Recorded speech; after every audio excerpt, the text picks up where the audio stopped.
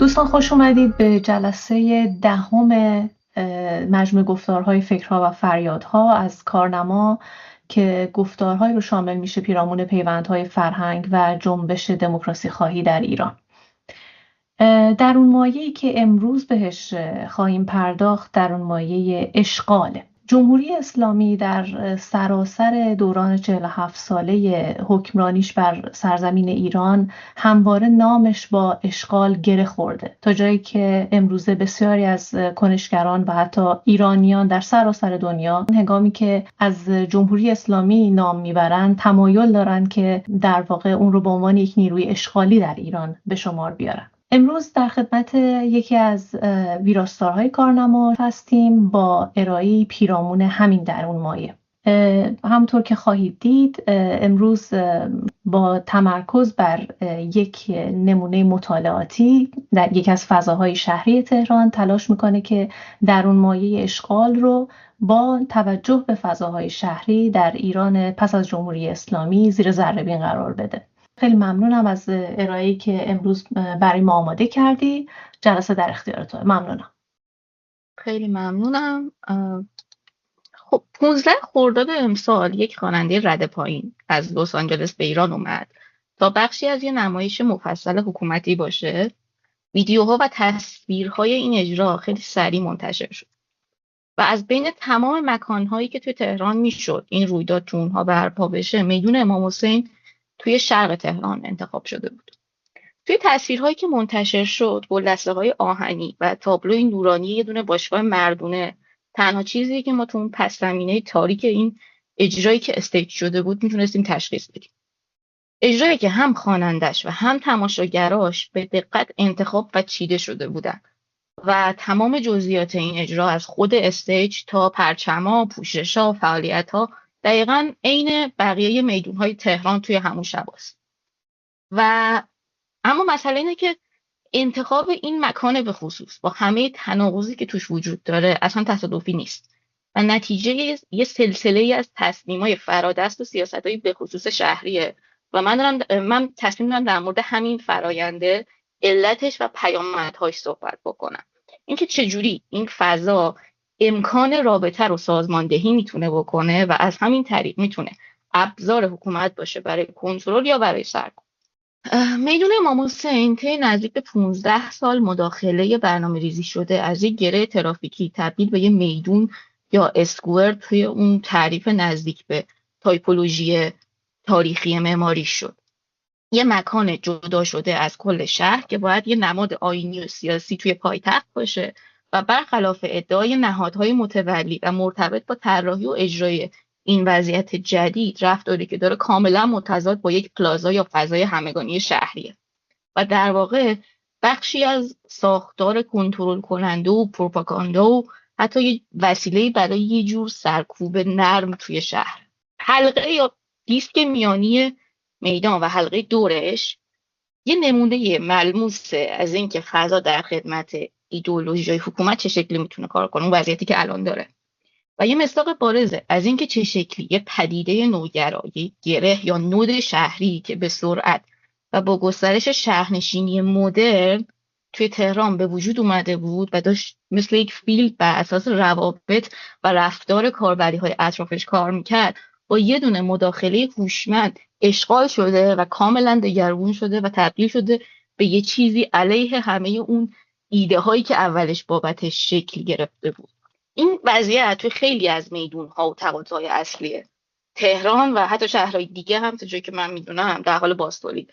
یه جور استراتژی سرکوب و کنترل بالقوه است که با یه سری تاکتیک‌های فضایی به یه شکل همگانی و کلان بر زیست روزمره در درجه اول تاثیر میذاره و برای همه شهروندای اون شهر انگار یکسانه.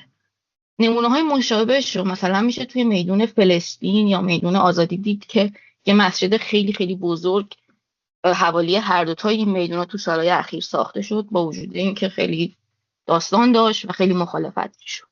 اما برای اینکه موقعیت میدون امام حسین رو یکم بیشتر بفهمیم باید در نسبت با محور انقلاب آزادی یه بار بخونیمش و ببینیم مثلا کجاست.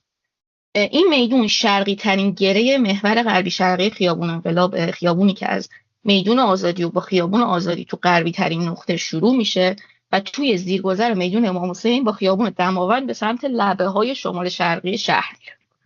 تقاطع‌های مهم دیگه شهری مثلا میدون انقلاب، تئاتر شهر، دولت تو امتداد همین محورن و این خیابون کلا میشه گفت تهران رو به 2 نیمه شمالی و جنوبی تقسیم میکنه و وقتی میخوایم راجع به مرکز تهران صحبت کنیم خیلی میدون یا چهارراه به خصوصی نیست که بتونه این مفهوم رو نمایندگی کنه. شاید همین خیابون بهترین نماینده یه همچین تعریفی باشه و به خاطر همین موقعیت مهمش هم خیلی از برنامه‌های شهری، عملکردهای مهم حول این محور اصلا توسعه پیدا کردن یا کلا از ابتدا پدیدار شدن، مثلا دانشگاه تهران و همین اهمیت سیاسی اجتماعی این محور رو خیلی بیشتر میکنه.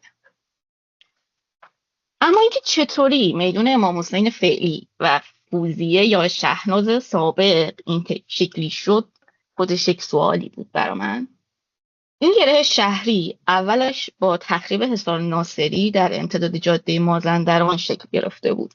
دروازه‌های حصار میدون‌ها یا تقاطع‌های شهری شدن، مثلا دروازه دولت، دروازه شمرون اعلی. میدان فوزیه توی نزدیکی دروازه دوشان تپه بوده و اولش بیشتر از این که بخواد یه میدون سیاسی باشه مثلا تعریف یا شناختی که از نقش جهان یا میدون گنجلی خان تو کرمان تو سنت شهرسازی ایران داریم در واقع یه بخشی از برنامه مدرنیزاسیون شهر بوده. قرار بوده که یه گره ترافیکی و حرکتی باشه.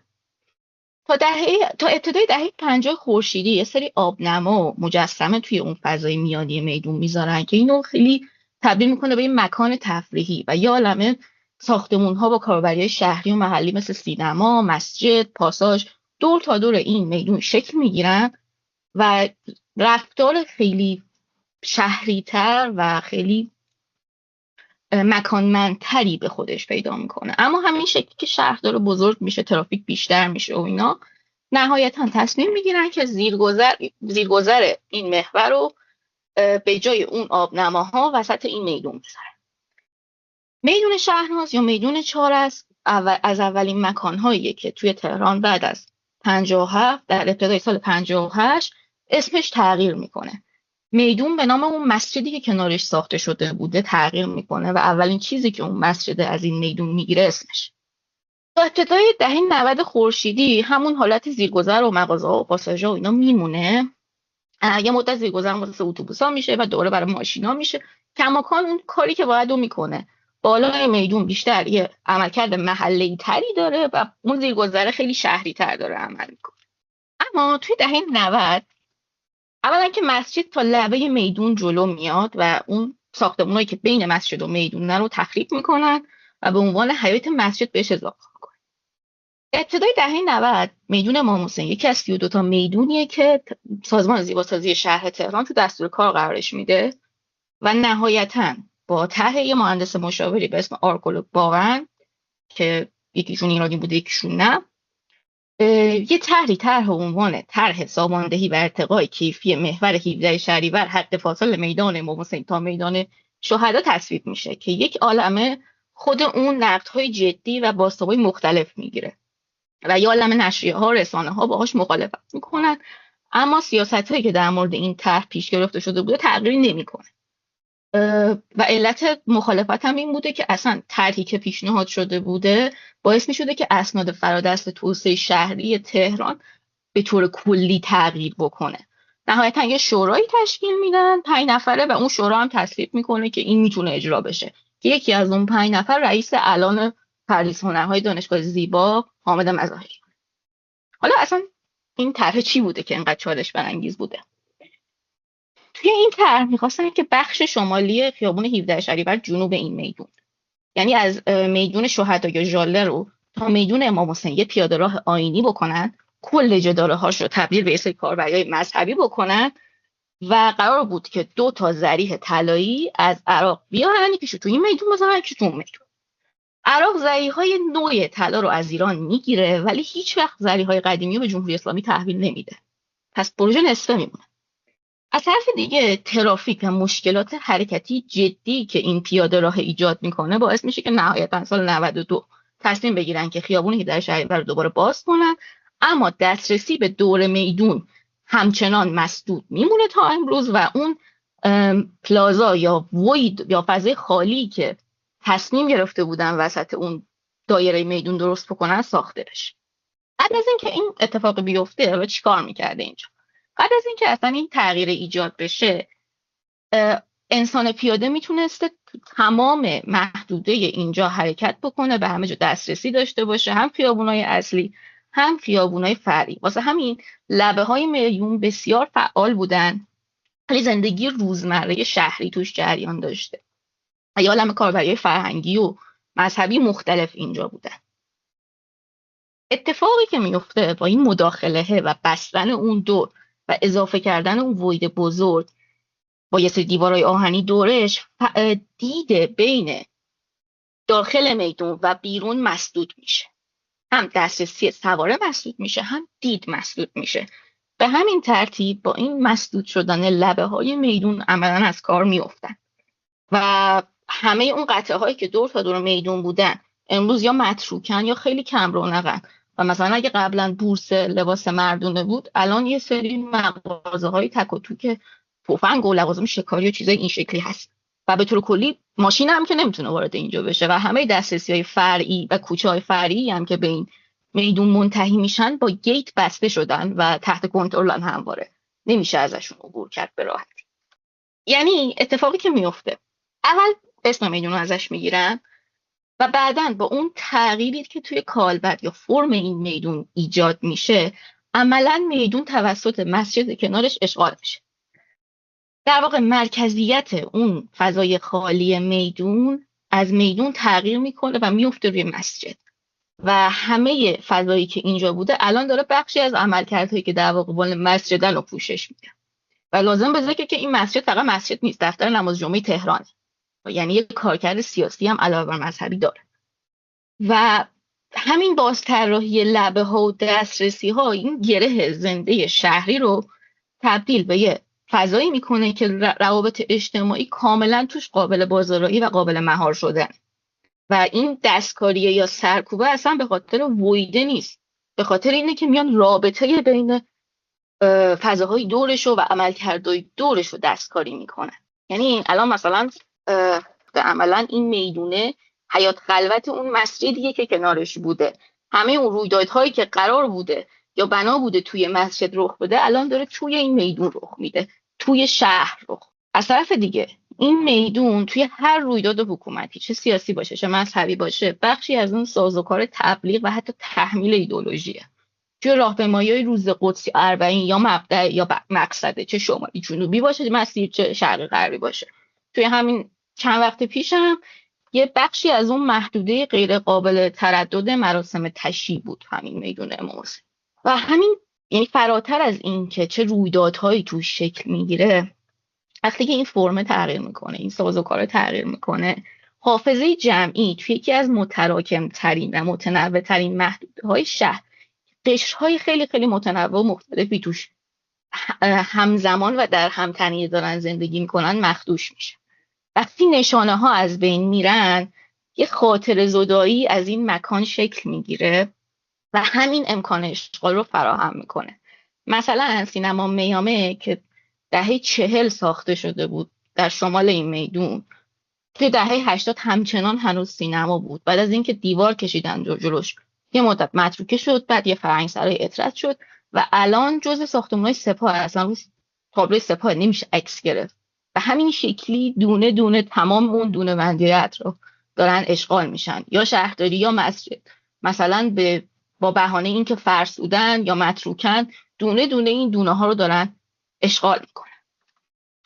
همزمان یه سری رویدادهای مداوم استیج شده داره اینجا رخ میده، یه عالمه عکس گرفته میشه، منتشر میشه، انگار یه فرایند خاطره سازی موازی هم داره توی این مکانی که دگرگون شده رخ میده. مثلا الان این دیدش از پل هوایی روی خیابون انقلابه. یه جورایی انگار هر بار که اسم این میدون عوض شده، اون ساختار فضایی هم که داشته عوض شده، تغییر کرده و اسمش یه بخشی از اون فرایند تولید فضا بوده و یه رابطه تنگ و تنگی با هم دارن. منتها قضیه اینه که وقتی که بعد از انقلاب این تغییر از بالا دوباره تحمیل میشه به این مکان، این دفعه میدون تبدیل به یه امر مقدس میشه و این فضای خالی وقتی که تبدیل به امر مقدس میشه، تمام اون محدوده اطرافش هم شروع میکنه به اشغال کردن و تحت تاثیر قرار دادن. به همین ترتیب امکان رخداد هم اینجا دستکاری میشه. اصلا اینکه ما چه رخدادهایی میتونیم داشته باشیم هم تحت تاثیر قرار میگیره. در واقع در مورد میدون امام حسین انگار مسئله این نیستش که میدون چه شکلی تغییر کرده، مسئله اینه که این سازمان فضای جدید چجوری قبل از حضور پلیس، قبل از حضور این نیروی فعال، اصلا امکان تجمع، امکان خاطره ساختن و رابطه بین فضاهای مختلف رو دستکاری میکنه و بازنویسی میکنه. و این جدیدترین عکسیه که از این مجموعه تو این وضعیت هست. یک تلویزیون بزرگ هست در محور همون مسجد، دوتا موشک خیبر شکن این دو طرف بودن و این تصویری که میبینیم شلوغ ترین حالتیه که مثلا این میدونه یا این فضای خالی ممکنه به خودش ببینه اگر یک برنامه حکومتی از پیش تعیین شده توش نباشه.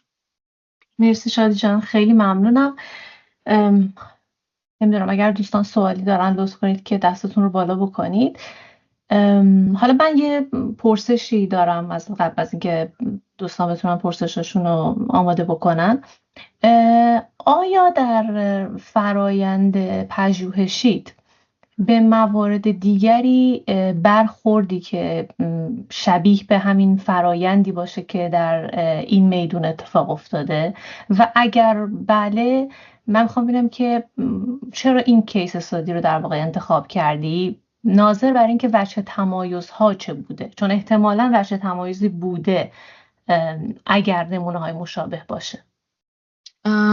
من میتونم به درست قاطع بگم تمام اون گره هایی که تو محدوده انقلاب هست و حتی گره هایی که یکم بالاتر و یکم پایینش هستن دستخوش یک تغییر مشابهی شدن حداقل توی تهران. اما نوع استراتژیاشون بستگی به اینکه کجای شهرن خیلی متفاوته و من اینو انتخاب کردم به خاطر اینکه بسیار هندسی و به لحاظ دیداری قابل تشخیص بود که چی دقیقاً عوض شده، که چه اتفاقی افتاده. یعنی انگار مثلا یه سوراخیه دقیقاً اون زیر گذره، یه در گذاشتن روش، همون دره همه چیز رو به هم ریخته.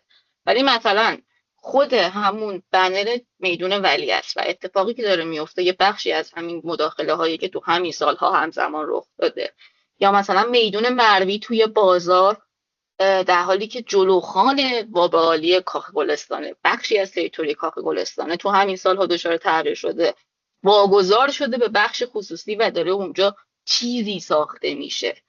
خیلی کم سر و صداتره، خیلی شاید تو اخبار نبینیم، ولی تأثیرش همونقدر بزرگ، عمیقه و به همون شکل اشغال کردن فضای شهری و گرفتنش از شهروندان.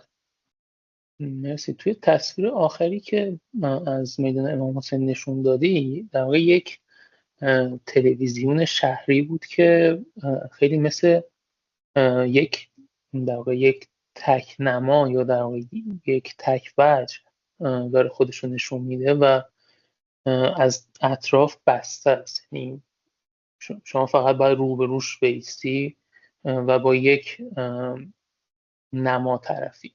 این تک نمایی یا در واقع تک وجهی بودن، یا حالا اگر بخوایم ارتباطی بین فرم این عناصر مداخله‌گر که حالا تو سطح شهر هم پخش هستن برقرار کنیم، در واقع تک صدایی به نظر میاد که یک جنسی از رویداد رو به وجود میاره که در واقع باید بهش گفت ضد رویداد. یعنی رویدادهای مونولوگه که حالا وقتی که توی سطح شهر هم میبینیم معمولا یک آخوندی یا یک مداحی یا همونطور که نشون دادی یک هنرمند رده پایینی به صورت یک طرفه برای مردم یا سخنرانی میکنن یا یه چیزی رو به نمایش نشون میدن و به نظر میاد حکومت خیلی از این داره استفاده میکنه و این فضای ضد رویداد یا این رویدادهای تک صدایی توی شکل‌های دیگه‌ای از سازمان‌های مداخله‌گر و اشغالگر میشه دید، مثل موکب‌ها. مثلا موکب‌ها رو هم توی سطح شهری ببینید از سه طرف بسته است و فقط از یک طرفه که مثلا چاهی میدن یا شربت میدن. حسن آیا این رو تونستی توی میدون با سازمایه های بیشتری ببینی؟ حالا من این در واقع پرده آهنی رو هم که دور تا دور میدون کشیده بودن دیدیم، اما آیا سازمایه های دیگه ای بود که به این محدود کردن کمک بکنه؟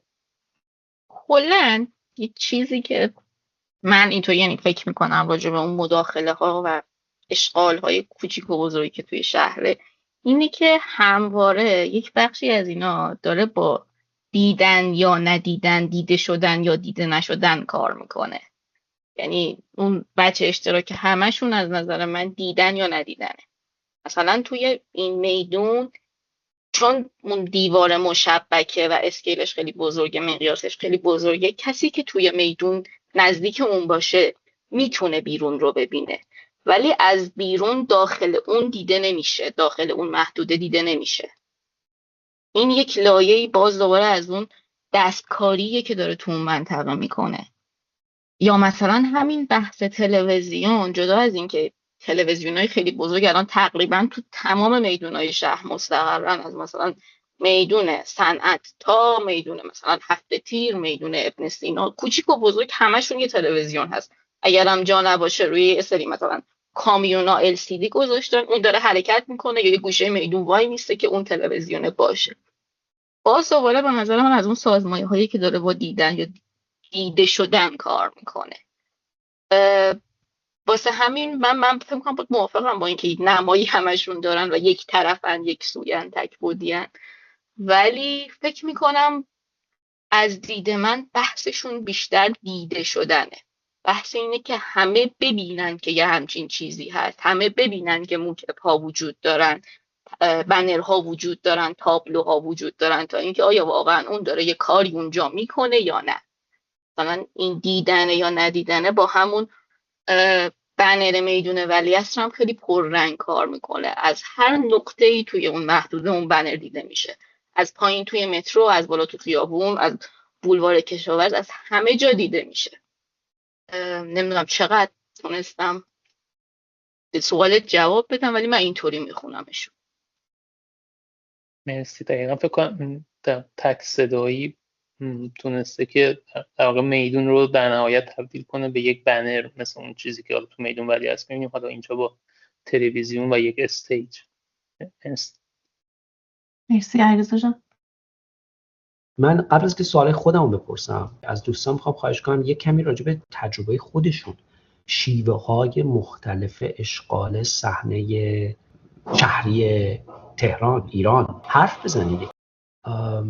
من خودم یادمه که این ارتباط این صحنه ها با گشت ارشاد در تجربه خود من بوده.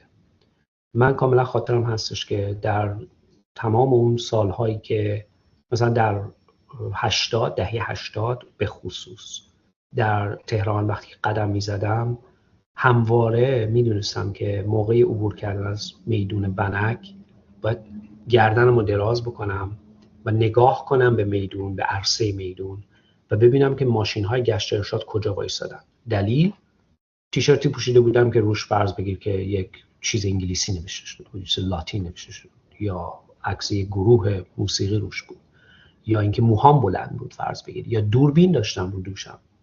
به همین دلیل های احمقانه‌ای که مثال میزنم و باید مسیر خودم رو جوری تنظیم میکردم که وارد عرصه میدون نشم. حتی اگر لازم داشتم که وارد عرصه میدون بشم یا از میدون عبور کنم برم به اون طرف، مجبور بودم که ببینم چطوری میتونم زودتر از سمت، مثلا اگر از سمت غرب من میومدم، از سمت اکباتان وقتی که پیاده میشدیم، تصمیم بگیرم که چگونه فرعی هایی رو انتخاب بکنم که من یه ذره میبره پایین به سمت ولیعصر و بعد دو مرتبه راه خودم رو پیدا بکنم. این استراتژی بودش که روی شیوه حرکت شهروند تأثیر مستقیم میذاشت. یعنی اشغال میدان توسط چند تا ون، تازه من که پسر بودم، تأثیر میذاشت روی اینکه من چگونه از شهر استفاده میکنم، چگونه تجربه شهری دارم. یک چیز کاملا روزمره. حالا ابعادش من مطمئنم که وحشتناک شده در طول سالهای گذشته و به خصوص ماهای گذشته. برای اگر بتونید این تجربه ها رو در میون بذارید، برای صورت بندی موضوع به نظرم اساسیه. ممنونم. راستش منم یه سوالی برام به وجود اومد که این سوالم از تجربه‌ای بود که خودم داشتم. امسال برای اولین بار خیابون ما رو در واقع تبدیل کردم به یه محلی برای برگزاری بکنم مراسم تاسوعا و عاشورا. و حالا انتخاب کردنش یه طرف، اینکه دو طرف خیابون که خیلی خیابون پهنی هم هست، خیابون عریضی هم هست، بستن و با اسلحه وایساده بودن، به طوری که من که با ماشین میخواستم برم خونه بعد کلی توجیه میکردم که خب اینجا خونه منه، مثلا اینجا رو باز کنید من میخوام برم خونم. و به زور این کار کردن، یعنی هی سوال میپرسیدن که برای اینکه مطمئن بشن که مثلا من واقعا اینجا مثلا خونه هم هست، یا نمیدونم که چرا یک نمایشی بازی میکردن که انگار که این یعنی یه نمایشی که فضا رو امنیتی دائم نشون بدن. و اتفاقا چون من یه فیلمی هم ضبط کردم، فقط صداش رو الان اینجا بکنم که میاد. ببینید همین چند ثانیه که گوش دادین در واقع ساعت 12 شبه و من از داخل اتاق دارم این صدا رو ضبط میکنم و فاصله داره. یعنی این فضای اشغال تا درسته که یعنی تا دم در خونه اومده، حالا تصویر رو نمیتونم نشون بدم، و از اون طرف صداش تا ساعت 12 و نیم شب ادامه داشت و من اون شب اصلا کامل نتونستم بخوابم. حالا این تجربه من رسوند به این که این پرسش رو ازت بپرسم، این که آیا توی پژوهشی که داشتی انجام میدادی چقدر ارتباط در واقع ساکنین اونجا رو، یعنی افرادی که اون دور تا دور زندگی میکنن یا حالا خونه مسکونی نزدیک اونجا دارن و با این فضا چه جوری دیدی در واقع ارتباطش رو، چه پیوندی برقرار میکردن؟ و چون به احتمال زیاد باید هر مراسمی که میشه در واقع اینها حتی اگه نخوان شرکت بکنن دائم سر و صدا رو در واقع یه جورایی تحمل بکنن. آیا در مورد تجربه زیسته در واقع ساکنین اونجا هم چیزی به دست رسیده؟ مرسی. ببخشید من الان بگم یا آخر بگم؟ من فکر میکنم اگر یه بار ما نکاتو بشنویم بعداً ولی خودت یادداشت کنی و مختصر جمع‌بندی بکنی به نظر من بهتره. به همین ترتیبی که دستا الان بالاه بریم جلو. یک تجربه‌ای که من خودم از فضای شهری توی این مدت داشتم یا به طور کلی زندگی کردن توی پایتخت اینه که در نهایت این طرح‌ها خیلی اون چیزی که دریافت میکنه شهروند ازش از جنس تحمیله. یعنی این همه بودجه و عملا بدون هیچ سنگی جلوی پا قرار فضای شهر رو اشغال و از آن خودش بکنه، ولی در نهایت آیا موفق میشه این کار بکنه یا اساسا اینو تعریف کرده که این اشغال فضا از جنس در واقع این باشه که بقیه رو هم تشویق به مشارکت بکنه یا اینکه نه تحمیل و تو دهنی باشه به گروه دیگه یا اساسا این خطکشی رو انجام بده. یعنی این بودجه، این طرح، این قدرت به جای اینکه بیاد تشویق کنه مشارکت رو حتی در همون ساختار فکری خودش، در واقع اساساً میخواد با اشغال چیزی رو تحمیل کنه، تو دهنی بزنه، لجه شما رو در بیاره یا چیزی، یعنی یک آنجا بسازه. تجربه خود من از شهر همینه توی این یعنی هیچ وقت نشد که مثلا من از بین اینا اگه بخوام سر در بیارم. یعنی مثلا موکب ها از پشت و از اطراف بسته هستن. شما اگه از پشت اگه بخوای از میدون ولیعصر عبور کنی، از غرب مثلا از شمال غربی به شمال شرقی بری، در واقع با چادرهای سیاهی مواجه میشی و داخل رو نمیتونی ببینی. در مورد میدون امام حسین که دقیقا همین شکلیه، یعنی با ماشینم که رد میشه اصلا دید نداره. حتی این موکب های این شکلی هم در واقع یه جورایی داخلشون دید نداره. یعنی شما اگه بخوای عکاسی کنی باید بری داخل، بری آنجا. خیلی برای من میتونه در واقع یک نقطه‌ای باشه که بهش فکر کنم که این اشغال در نهایت مشارکت نساخته یا شما رو در خودش حل نمیکنه، بلکه خودش رو به دید شما تحمیل میکنه و تو باید بری از اون گوشه رد بشی، حالا یا غر بزنی به خاطر اینکه توی ترافیک گیر افتادی، یا مسیرت رو عوض کنی، یا اساسا دیده نشه که چه اتفاقی، تو از اون پشت فقط سطل آشغالا رو ببینی و زباله ها رو که از اون پشت موکب رد میشی. یه مسئله که برای من جالبه اینه که آیا میتونیم این پرسش رو بپرسیم که اساسا به همین قصد در واقع طراحی شده یا به خاطر ناموفق بودنش در ساختار خودش این شکلی عمل میکنه؟ یعنی میخوان که شما رو در شکل و شمایل خودشون یا در اون آیین خودشون حل کنن، بودجه هم براش مصرف میکنن، طرح هم مینویسن، اما در نهایت موفق نمیشن. چه بسا که در مورد اون مسیر پیاده روی از امام حسین تا میدون شهدا یا ژاله سابق رو مثلا من تو روزنامه یادم میاد که در موردش خوندم که این طرح ناموفق از آب در اومده، برای مثال.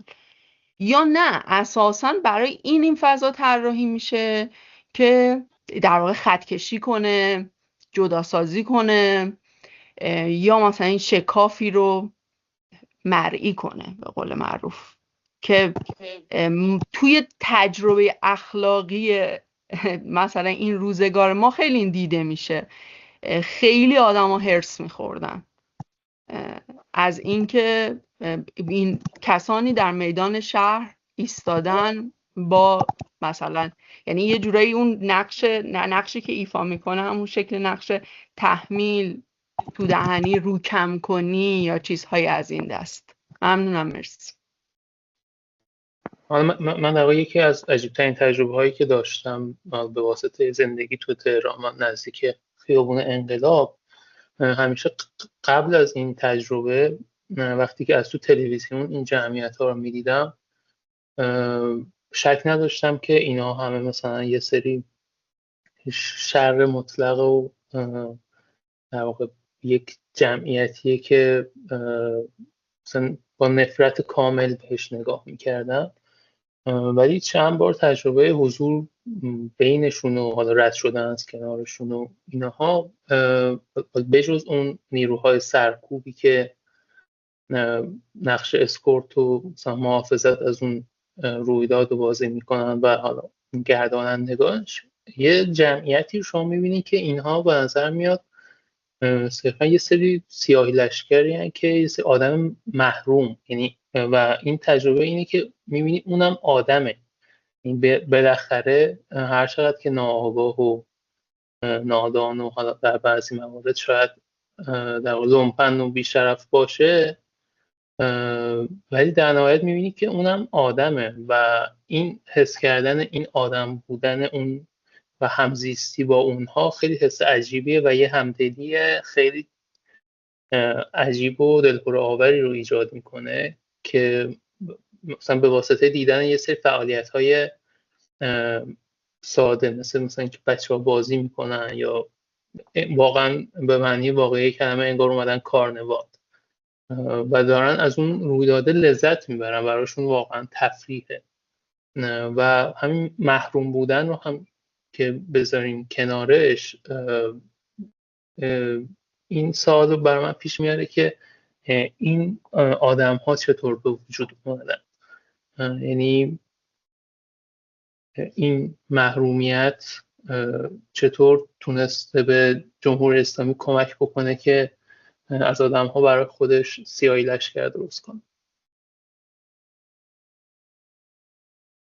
من خواستم در مورد دو تا واژه دیدن یا ندیدن یکم صحبت کنم. اون چیزی که خودم متوجه شدم و تجربه کردم و میخوام بیشتر راجبش صحبت بکنم، این که الان تو همین تصویرها هم که میبینیم اون توقعی که ما از فضای شهری داریم اینه که خب در پس زمینه بتونیم چند تا خونه ببینیم، چند تا مغازه ببینیم، ولی به قدری این فضا مسدود میشه و محاصره میشه انگار که فقط تنها راه فرار آسمونه.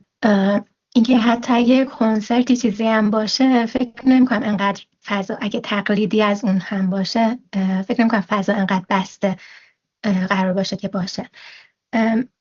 من این تجربه رو، یعنی اون تجربه ناراحتی و احساس اینکه حالا گفتن انگار که داره لجه آدمو در میاره رو توی میدون شهرداری رشت تجربه کردم و واقعا شوکه شدم وقتی واردش شدم، چون کلاً شبیه 1000 تویی شده که بنرهای عظیم دور تا دورش رو گرفتن و وقتی آدم از یه سمتی وارد میشه نمیدونه از کجا وارد شده و وقتی میخواد خارج شه اصلا نمیدونه کجا داره میره. این مسدود شدن افق دید و اینکه فضا رو هی گسترش میدن به و اون کسایی که اون فضا رو قبلا داشتن رو به بیرون هدایتشون میکنن، این چیزی بود که من از اون دیدن و ندیدن تجربه کردم. مرسی. خیلی من استفاده کردم و خیلی خیلی لذت بردم. ممنونم ازت.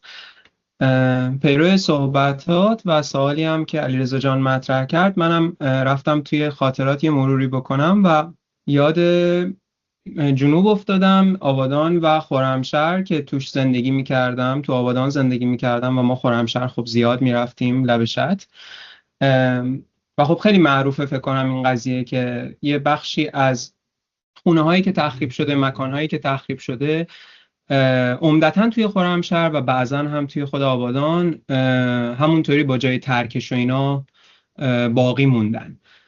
بعد ما خب موقع بچه بودیم سوال برامون پیش می اومد که خب چرا اینو تعمیرش نمی‌کنن، میذاشتیمش به حساب این که مثلا رسیدگی نمی‌کنن و اینا. بعد طی زمان من خیلی به این مسئله فکر کردم که چطوری این بناها کاملا هدفمند به این شکل نگهداری شدن. و توی صحبتات وقتی که راجع به میدون امام حسین صحبت می‌کردی داشتم به این فکر می‌کردم که چطوری توی این روندی که از قبل از انقلاب توضیح دادی تا لحظه اکنون چه تحولاتی اتفاق افتاده که این میدون طوری که من تونستم برای خودم بفهممش به عنوان یک فضای شهری اشتراکی تبدیل شده به در واقع زیر مجموعه ای از یک مکان مذهبی که بسیار هم از لحاظ ژانری اون مکان، اون معماری به ایدئولوژی حاکم متصل مسجد و این رو تبدیل کرده به صحنش. در واقع مسجد اومده غلبه کرده بر فضای شهری و اشغالش کرده.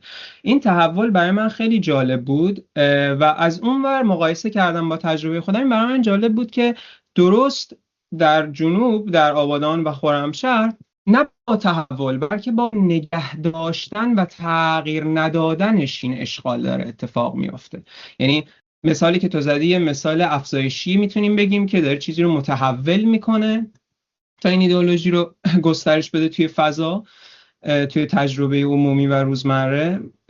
تجربه من اینطوری بود که با نگه داشتنش و با تغییر ندادنش این اشغال رو میاره. یک نکته دیگه هم که به ذهنم اومد، شاید اگه نظری داشتی راجعش بگو، شاید جالب باشه، اینه که من اینطوری فهمیدم که توی میدون امام حسین یه مثال داریم که مکان اشغال میشه.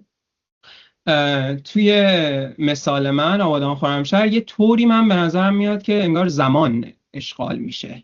یعنی اگر تو میدون امام حسین این ایده داری که شهر به مثابه مسجد، تو آبادان خرمشهر این ایده داری که شهر به مثابه زمان جنگ. این مسئله، این تفاوت خیلی بر من جالب بود. یه نکته‌ای گفت راجع به این که چقدر این اشغال فضا موفقیت آمیزه. مثال جالبی هم به نظر اومد که برای ماها توی نوجوانی این فضاها چطوری دریافت میشد. مشخصا هیچ ربطی به جنگ برای ما نداشت و خیلی جالبه که اتفاقا خیلی دریافت روانشناسانه فردی ازش میشد. خیلی از ماها میرفتیم اونجا و یک شکلی از abandonment، یک شکلی از رها شدگی، یک شکلی از، یعنی درست نقطه مقابل، یک شکلی از ول شدگی، متروکه بودن، به زوال رفتن رو تجربه میکردیم. دوستایی که مثلا مثال خوبیه به موسیقی راک متال خیلی علاقه داشتن، عکس آلبوم آرت موسیقیشون رو، عکس بندشون رو توی اون مکانها میگرفتن. و سوالی که دوست دارم در نهایت اضافه بکنم با این تفاوت اینه که آیا توی تهران هم، از اونجا که خیلی خوب میشناسیش، میشه مثالهایی رو آورد از این که با حفظ کردن فضا اون ایده گسترش پیدا کرده باشه؟ نه با تحولشون به این فکر هم احتمالاً شهر تهران کلانترین بیان سیاسی شهری توی ایران دیگه و مطمئناً خیلی بیشتر متحول میشه. برام جالبه اگر که نمونه‌ای توی تهران باشه که درست با نگه داشتن فضا به شکلی که زمان رو بخواد به حافظه رو بخواد به تسخیر بگیره، ایده سیاسی و ایدئولوژیش رو به فضا تحمیل بکنه. متشکرم. امیدوارم که به همه اینها بتونم یعنی همه مسائلی که مطرح شد بتونم رسیدگی کنم. از یه رفرنس میخوام شروع بکنم. من توی یکی از وایس‌های کارنما که توی چارسو برگزار شده و آقای سبزادی خودشون در مورد فکر میکنم فمینیسم و هنر و اینا صحبت میکرد، یک توضیحی دادن در مورد این که من الان کلا دارم میگم، دقیق این دارم نمیگم، من تصحیح کنم، در مورد این که زمانی که مثلا جنبش فمینیستی داره واقعا به دستاوردهایی میرسه، یهو تصمیم میگیرن کتاب چاپ کنن راجع به مردانگی، راجع به مردها، و اینطوری تحلیل میکنن که این یعنی یک احساس خطر برای مردها ایجاد شده و احساس کردن که راجع به مردانگی هم باید صحبت کنن و یه همچین کتابی نه تنها نشانه قدرت نیست بلکه نشانه ضعف اونا. راستش رو بخوام بگم، روی کردی که به طور کلی من به این دخل و تصرف ها در کل شهرهای ایران در این سالها دارم از این جنسه. من تو این چارت هم گذاشته بودم که مثلا فاصله این که این طرح تصویب میشه و اجرا میشه تا جنبش سبز 2 ساله و به نظر من این اصلا تصادفی نیست. یک احساس نیازی یا احساس خطری نسبت به یک سری شریان‌های اصلی و نقاط قابل تجمع شهر میشه که تصمیم میگیرن یه سری استراتژی پیاده کنن. گفتم 32 تا میدون مختلف تو تهران تو اون مصوبه تایید میشن. این اکستریم حالتیه که این اتفاق میفته و از قضا این چسبیده به خیابون انقلاب.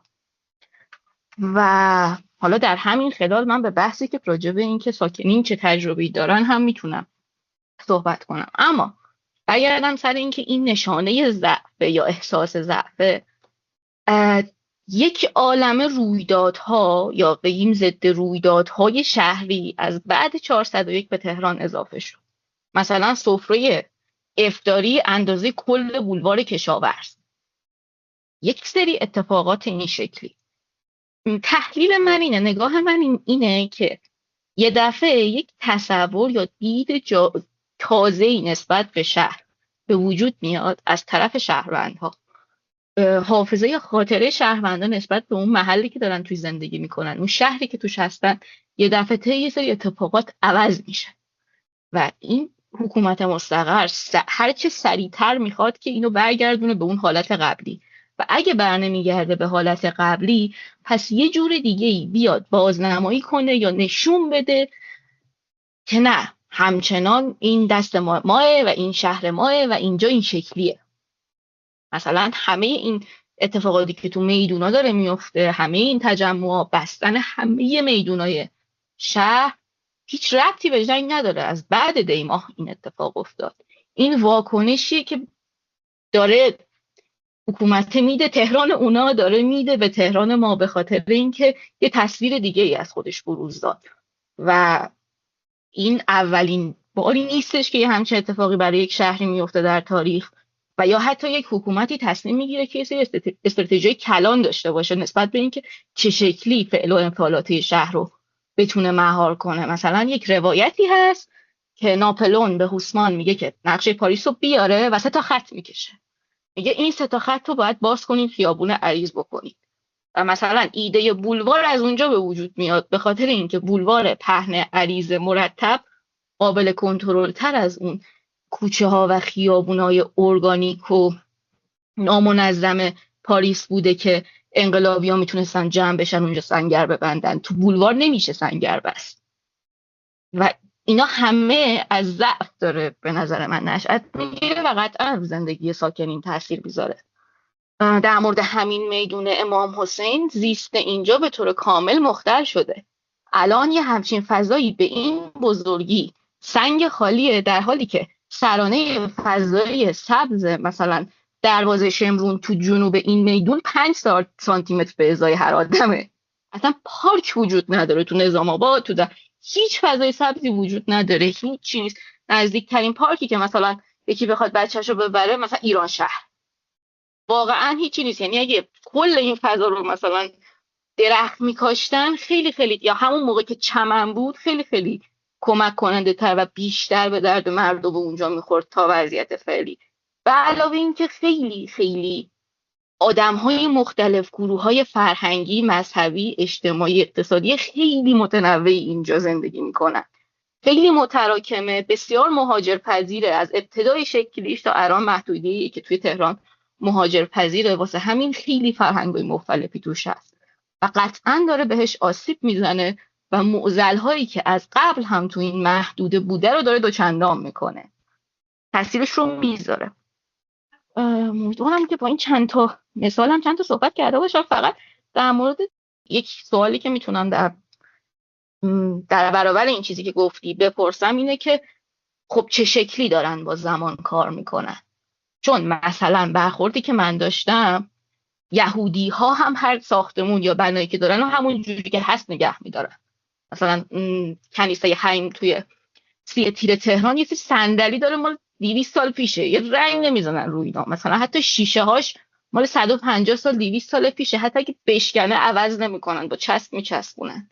عقیده دارن که باید همون شکلی بمونه، ولی خب این خیلی متفاوته با همین شکلی بمونه که ما از طرف جمهوری اسلامی تو ایران میبینیم. دوست دارم بعدا راجع به این که تو چه فرمی با چه تاکتیک هایی اونا همون جوری نگه میدارن صحبت کنیم. و فقط یه مثال به ذهنم میرسه در مورد چیزی که پرسیدی. آره، توی مناطق جنوبی تر و محروم تر تهران این اتفاق میفته. مثلا حسینیه نفرآباد نزدیک شهر، در واقع حرم شاه عبدالعظیم توی جنوب تهران، قدمتش از کل تهران بیشتره. فکر کنم مثلا 400-500 سالشه حسینیه، خیلی قدیمیه، ارزش تاریخی داره، هیچ کارش نمیکنن، هیچ رسیدگی بهش اتفاق نمیفته.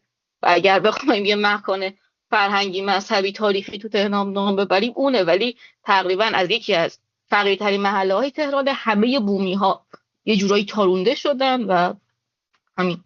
مرسی.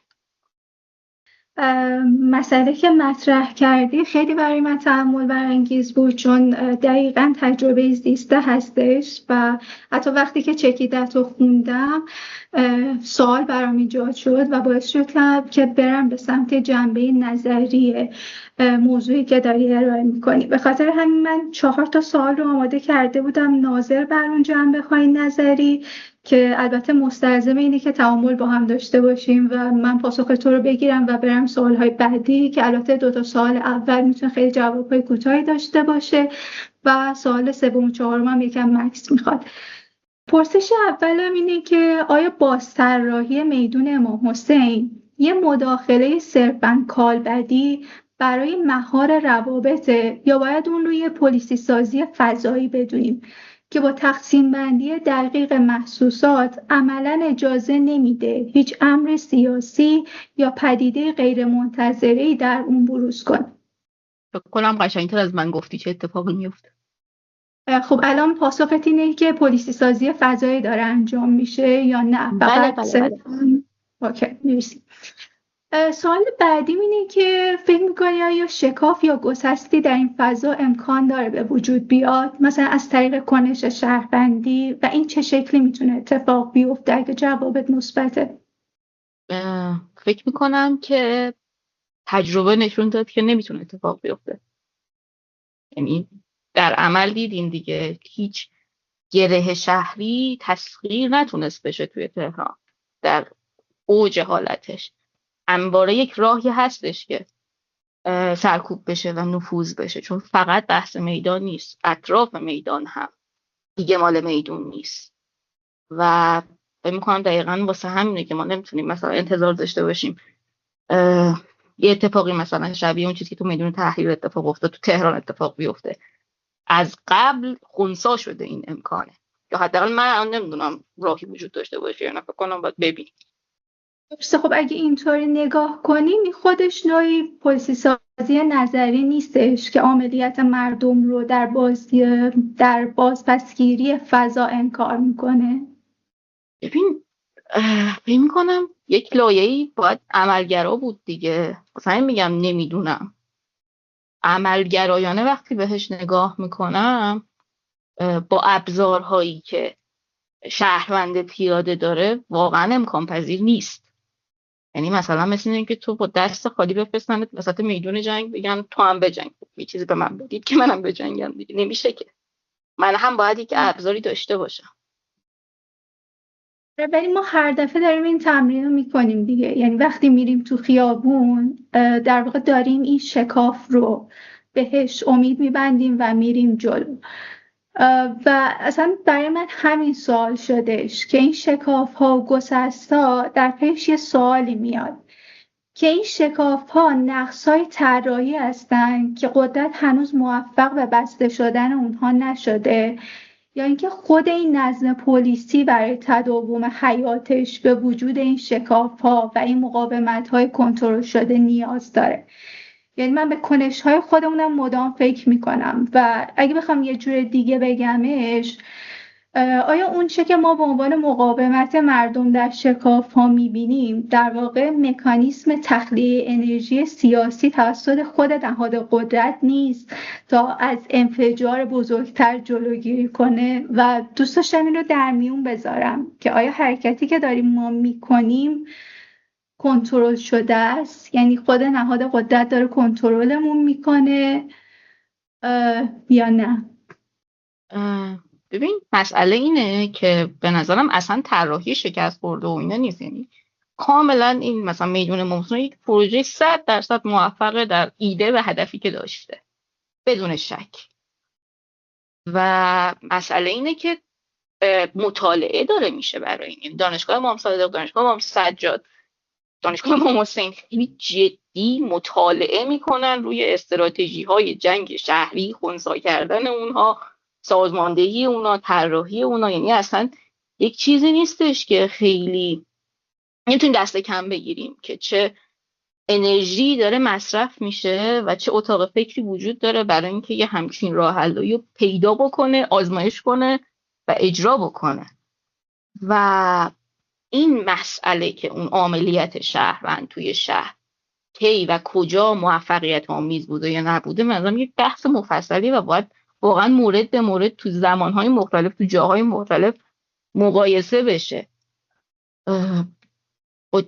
خیلی کلی بخوام جواب بدم، من فکر نمی کنم هرگز توی اون همون لحظه اون مبارزه بوده که شهروندان موفق شدن یا پیروز شدن.